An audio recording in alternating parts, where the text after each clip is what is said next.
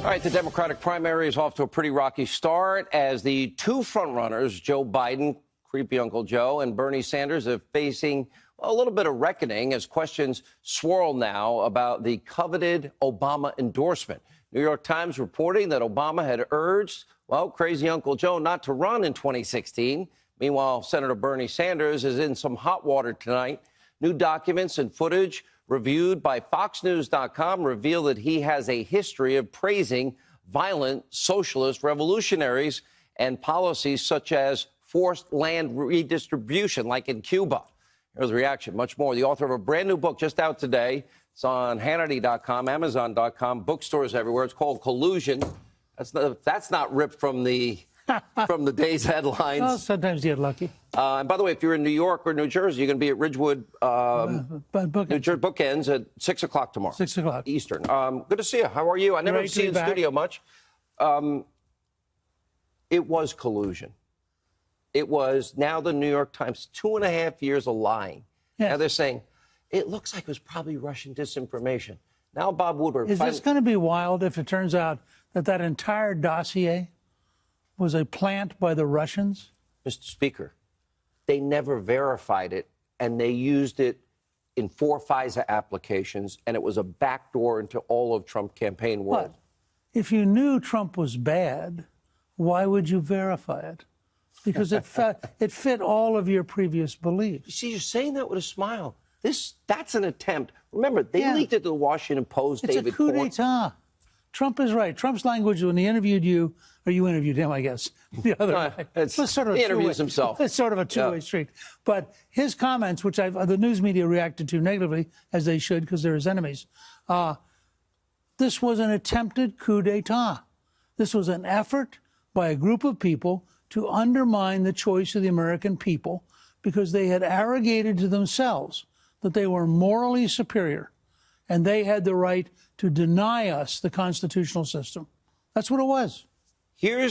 I look at it in 3 different phases. Phase 1, Hillary's investigation, we know was rigged. Right. Strzok and Page are laughing about it. The Attorney General, it's a matter, it's not an investigation. And then the tarmac, and then, look, they're saying, they're all Democrats. The fix is in. Right. They're saying that. Now, the next phase of it is, okay, then the attempt to spy on a campaign to rig an election with their favorite candidate that they got off the hook. Then the aftermath of which is to then undermine a duly elected president and bludgeon him with those Russian lies. I think that's exactly right. And I think the challenge to the president and to Attorney General Barr is to have the nerve to calmly and methodically get everything out in the open. Let the American people see how sick the system had gotten. We know that people are going to have to be held accountable. You can't rig an investigation for your favored candidate. You can't present to a FISA court one candidate's bought and paid for Russian dossier, not verify it, not tell the court that Hillary paid for it. They knew it. They didn't tell the FISA court. You know, there's a report out, I think today or yesterday, that 53% of the American people think corruption's a major problem. Well, they're right. This is all a corrupt behavior by a power structure, part of it bureaucratic, part of it news media, part of it politicians and lobbyists, but a power structure that decided it could protect its favorite, it could destroy the person it disliked, and it could do all of it outside the law in a way that is clearly a total violation. You're a great historian. How did this happen in America? The system had grown steadily and steadily more corrupt. Do you? By the way, that's the biggest burden Joe Biden will carry. He is part of the corrupt system. I mean, he's got 2 answers. Either I was in the room and knew it, or nobody would ever tell me. Now, the one answer well, he was in the room. I think he was in the room. I think he knew it. And I think the fact is that Joe Biden and Barack Obama consciously sought to lie to the American people and to undermine the results of an election. So you see this cast of characters, many of which are even supporting the new Green Deal. Eliminate the combustion engine, oil and gas, cows. It's not. Well, I'm sorry. It's not me. I'm not. Why are you blaming me? No, it's not Christmas, and they've rushed up to you with this giant box and said, "Please." Don't tell anybody. It's our secret.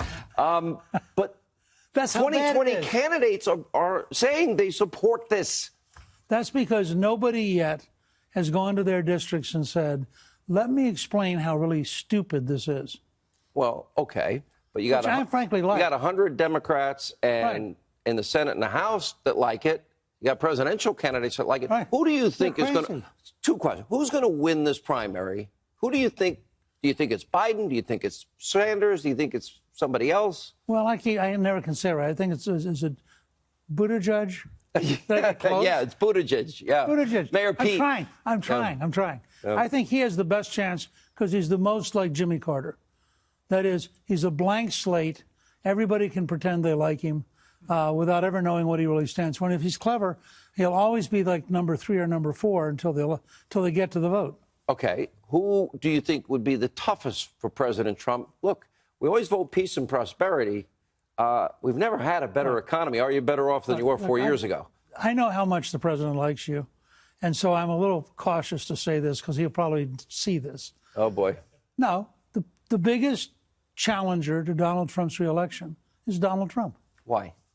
Because with a little bit of discipline and a little bit of focus, he would become unbeatable. There's never been, and you're the great historian, you can correct me if I'm wrong, somebody that is this much of a disruptor, iconoclast. I think his greatest gift is keeping his word. He fights everything he said he would do, he's doing.